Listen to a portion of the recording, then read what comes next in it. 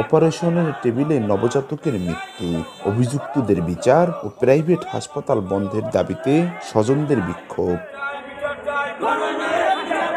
বৃহস্পতিবার দুপুরে মাদারীপুরের শিবচর উপজেলার কুতুবপুরের বাহাদুর মাতুব্বরের স্ত্রী শিউলি আক্তারকে ভর্তি করা হয় শিবচরের গণ উন্নয়ন সমবায় হাসপাতালে। পরীক্ষা শেষে সেখানকার গাইনি চিকিৎসক ডাক্তার আঞ্জুমান আরা সন্ধ্যা 7টার দিকে শিউলির সিজারিয়ান অপারেশন করান। পরে নবজাতকের মৃত্যু হয়।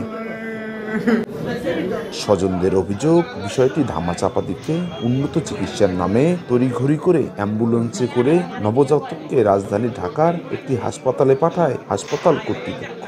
সেখানে নিলে নবজাতককে মৃত ঘোষণা করেন চিকিৎসক। এই ঘটনার বিচার দাবি করেছেন স্বজন ও এলাকাবাসী।